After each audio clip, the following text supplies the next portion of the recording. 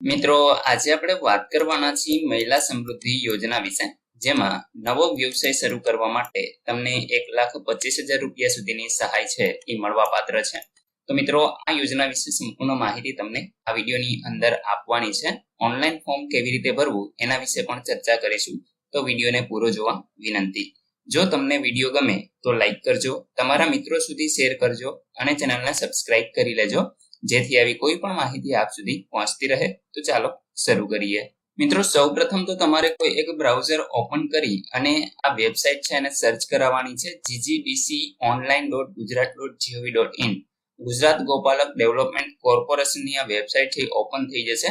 અહીં તમે જોઈ શકો છો કે અલગ અલગ લગભગ 8 જેટલી યોજનાઓ છે એ અહીંયા હાલ ઓનલાઈન ફોર્મ ભરવાના શરૂ છે. તો મિત્રો, આમાં તમે જોશો કે આપણે આજે વાત કરવાના છીએ મહિલા સમૃદ્ધિ યોજના વિશે. તો અહીં મિત્રો તમે 1,25,000 રૂપિયા સુધીની સહાય છે એ 4% નજીવા વ્યાજ દરે છે એ મેળવી શકો છો. હવે તમારે અરજી કરવી હોય તો અહીંયા એપ્લાય નાવનો ઓપ્શન તમને જોવા મળે છે, આના ઉપર તમારે ક્લિક કરી દેવાનું રહેશે.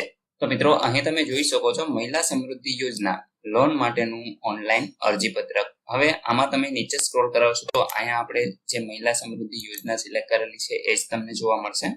અહીંયા યુનિટ કોસ્ટ છે 1,25,000 રૂપિયા સુધી તમે લોન મેળવી શકો છો. અહીંયા મિત્રો તમારે તમારી ડિટેલ આપવાની છે, જેમાં તમારો આધાર નંબર આવશે, તમારો રેશન કાર્ડનો નંબર આવશે અને તમારા ચૂંટણી કાર્ડનો નંબર તમારે લખવાનો છે. અહીંયા તમારે તમારું નામ લખવાનું છે. સૌપ્રથમ અટક આવશે, ત્યાર પછી અરજદારનું નામ અને એમના પિતાનું નામ આવશે. આ યોજના મહિલાઓ માટે છે. જો કોઈ પરણિત મહિલા હોય તો એમના પતિનું નામ અહીંયા લખવાનું થશે. ત્યાર પછી કાયમી સરનામું તમારે આ ખાનામાં લખવાનું છે અને હાલનું સરનામું તમારે આ ખાનાની અંદર લખવાનું રહેશે. અહીંથી મિત્રો તમારે તમારો જિલ્લો છે એ પસંદ કરવાનો રહેશે. જેવો તમે જિલ્લો પસંદ કરશો એટલે તાલુકાનું લિસ્ટ તમને જોવા મળશે. એમાંથી તમારે તમારો તાલુકો સિલેક્ટ કરી લેવાનો છે. અહીંયા તમારે તમારા ગામનું નામ છે એ લખી દેવાનું રહેશે. ત્યાર પછી પિનકોડ નંબર તમારે આ ખાનામાં લખવાનો છે. તમારી જન્મ તારીખ તમારે અહીંથી સિલેક્ટ કરી લેવાની રહેશે. મિત્રો, અહીંયા આપણે તમે જોઈ શકશો કે તમારી જે જન્મ તારીખ છે એ વર્ષ 21 થી લઈ અને 45 ની વચ્ચે જ હોવી જોઈએ. જો તમારી આટલી ઉંમર હોય તો જ તમે આ યોજનાનો લાભ છે એ મેળવી શકશો. મિત્રો, જેવી અહીંયા જન્મ તારીખ સિલેક્ટ કરશો એટલે ઓટોમેટિક એજ છે એ કેલ્ક્યુલેટ થઈ અને આ ખાનાની અંદર આવી જશે. ત્યાર પછી મિત્રો અહીંથી તમારે કાસ્ટ સિલેક્ટ કરવાની છે. તો અત્યારે તમે જોઈ શકો છો એસીબીસી કેટેગરી વાળા જે લોકો છે એમને જે આ યોજનાનો લાભ છે એ મળવા પાત્ર રહેશે. મિત્રો, અલગ અલગ કાસ્ટ વાઇઝ ગમે ત્યારે ફોર્મ છે એ અલગ અલગ બહાર પડતા હોય છે. તો તમારી કાસ્ટનું પણ ફોર્મ છે એ બહાર પડશે તો આપણે એના વિશે પણ વિડીયો બનાવશું.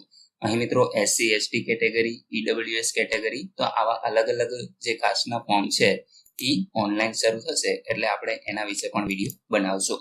ત્યાર પછી અરજદારની જે પેટા જાતિ છે એ અહીંયા તમારે સિલેક્ટ કરી લેવાની રહેશે. જો તમારી પાસે ટેલિફોન નંબર હોય તો એ તમે અહીંયા આપી શકો છો.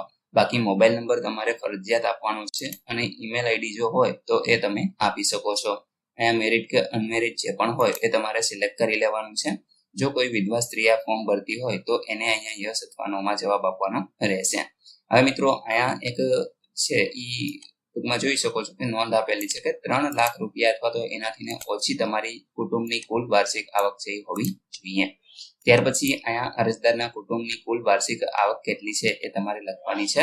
અહીંયા મિત્રો આવકના દાખલાનો નંબર પણ તમારે આપવાનો છે. કઈ તારીખે તમે એ દાખલો કઢાવ્યો છે તારીખ તમારે સિલેક્ટ કરવાની રહેશે. ત્યાર પછી આવકનો દાખલો આપનાર જે અધિકારી છે એનું નામ તમારે અહીંયા લખવાનું રહેશે. જેમ કે ગ્રામ્ય વિસ્તારમાં રહેતા હોય તો હવે તલાટીને જ પરમિશન આપી દેવામાં આવેલી છે, તો તમે અહીંયા તલાટી કમ મંત્રી લખી શકો છો. બાકી તાલુકા વિકાસ અધિકારી એટલે કે ટીડીઓ દ્વારા કાઢવામાં આવે છે અને મામલતદાર કચેરી દ્વારા પણ કાઢી આપવામાં આવે છે. તો એ તમને જ્યાંથી પણ મળેલો હોય એ તમે અહીંયા લખી શકો છો. જો વિકલાંગ હોય તો અહીંયા યસ કરવાનું રહેશે એટલે આ બંને ઓપ્શન છે એક્ટિવ થઈ જશે. એમાં તમારે તમારી જે વિકલાંગતાની ટકાવારી છે એ લખવાની હોય છે અને અહીંયા આપણે રિમાર્કમાં જે પણ વિકલાંગતા હોય એ તમારે દર્શાવવાની રહેશે. ત્યાર પછી મિત્રો જો ન હોય તો નો ઉપર ક્લિક કરી દેવાનું રહેશે. હવે તમારે નોકરીની વિગત આપવાની છે. જો અરજદારના કુટુંબના કોઈ પણ સરકારી ખાનગી નોકરી કરે છે તો એને યસ સિલેક્ટ કરવાનું રહેશે. અહીંયા આપણે એનું નામ, હોદ્દો, સ્થળ અને પગારની વિગત આપવાની થશે. જો ન કરતા હોય તો અહીંયા નો ઉપર ક્લિક કરી દેવાનું રહેશે. ત્યાર પછી શૈક્ષણિક લાયકાતની વિગત આપવાની છે. જે લાયકાત ધરાવતા હોય એની સામે તમારે ટીક કરવાનું છે, એટલે કે આ જે બોક્સ છે એમાં તમારે ટીક કરી દેવાનું રહેશે. જો નિરક્ષર હોય એટલે કે અભણ વ્યક્તિ હોય તો અહીંયા નિરક્ષરનો ઓપ્શન તમને જોવા મળે છે, એના ઉપર તમારે ટીક કરી અને આગળ વધવાનું રહેશે. બાકી જો ભણેલ હોય તો અહીંયા તમે જોઈ શકો છો એજ્યુકેશન સાક્ષર હોય તો કયા ધોરણ સુધી, તો અહીંયા આગળ મિત્રો તમારે તમારું ધોરણ છે એ આપવાનું છે. જો કોઈ ગ્રેજ્યુએટ ડિગ્રી કરેલી હોય તો તમે અહીંયા ટીક કરશો અને એ ડિગ્રીનું નામ અહીંયા લખશો. એ જ રીતે પોસ્ટ ગ્રેજ્યુએટ માટે છે અને અન્ય કોઈ ટેકનિકલ કોર્સ કરેલ હોય તો એ પણ તમે અહીંયા દર્શાવી શકો છો. તો મિત્રો અત્યારે આપણે નિરીક્ષર ઉપર ક્લિક કરી દઈએ છીએ. ત્યાર પછી લોનની વિગત આપવાની છે, જેમાં ધંધાનું નામ અહીંયા તમારે લખવાનું છે. લોનની જરૂરિયાત તમારે કેટલી છે, તો એ મિત્રો આપણે 1,25,000 રૂપિયા જોતા હોય તો અહીંયા એ જ કરી દેવાના રહેશે. જો અરજદારે અગાઉ કોઈ લોન લીધેલી હોય તો એને અહીંયા યસ કરી અને ત્યાર પછી લોનની તારીખ છે એ તમારે આપવાની રહેશે. ત્યાર પછી લોનની રકમ કેટલી છે એ તમારે અહીં દર્શાવવાનું રહેશે અને ભરપાઈ કરવાની જે બાકી રકમ છે એ તમારે આ ખાનામાં લખી દેવાની રહેશે. જો ન લીધી હોય તો નો ઓપ્શન ઉપર તમારે ક્લિક કરી આગળ વધવાનું છે. હવે મિત્રો બેંકની ડિટેલ આપવાની છે, તો અહીંથી તમારે તમારી બેંકનું નામ છે એ સિલેક્ટ કરી લેવાનું રહેશે. ત્યાર પછી જો આ લિસ્ટની અંદર તમારી કોઈ પણ બેંક ન હોય તો મિત્રો અહીંયા આપણે અધરનો ઓપ્શન આપેલો છે, તો એ તમે અધરનો ઓપ્શન સિલેક્ટ કરશો એટલે આ ખાનામાં તમારી જે પણ બેંક હોય એ તમે લખી શકશો. ત્યાર પછી શાખાનું નામ અહીંયા લખવાનું છે. અરજદારનું બેંક અકાઉન્ટ પ્રમાણેનું નામ તમારે આ ખાનાની અંદર લખવાનું રહેશે. ખાતાનો નંબર અહીંયા લખવાનો છે. સેવિંગ અકાઉન્ટ છે કે પછી ચાલુ ખાતું છે એ તમે અહીંયા આપણે દર્શાવશો. ત્યાર પછી MICR કોડ જે બેંકમાં માઇક્રો કોડ હોય છે એ મિત્રો તમારે અહીંયા આપણે લખી દેવાનો રહેશે. ત્યાર પછી IFSC કોડ છે એ તમારે આ ખાનામાં લખવાનો છે, જે પાસબુકની અંદર તમને આ બંને કોડ મળી જશે. ત્યાર પછી જે આ કેપ્ચા તમને જોવા મળે છે, કેપ્ચા મિત્રો તમારે એઝ ઇટ ઇઝ છે એ આ રીતે લખી દેવાના રહેશે. ત્યાર પછી મિત્રો સબમિટના ઓપ્શન ઉપર ક્લિક કરી દેવાનું છે.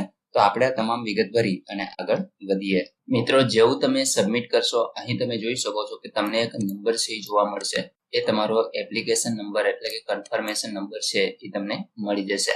મિત્રો આના ઉપરથી તમારે તમારો જે ફોટો અને સિગ્નેચર છે એ અપલોડ કરવાના રહેશે. ત્યાર પછી તમામ ડોક્યુમેન્ટ છે અપલોડ કરવાના રહેશે અને ત્યાર પછી તમારે એપ્લિકેશન છે એને કન્ફર્મ કરી દેવાની રહેશે.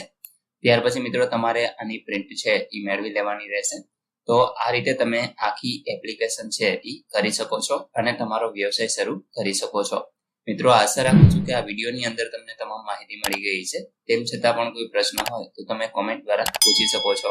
વિડીયોને લાઈક કરજો, તમારા મિત્રો સુધી શેર કરજો અને ચેનલને સબસ્ક્રાઇબ કરી લેજો, જેથી આવી કોઈ પણ માહિતી આપ સુધી પહોંચતી રહે. વિડીયો જોવા બદલ આપનો ખૂબ ખૂબ આભાર. મળીએ એક નવા વિડીયો સાથે. ત્યાં સુધી જય હિન્દ.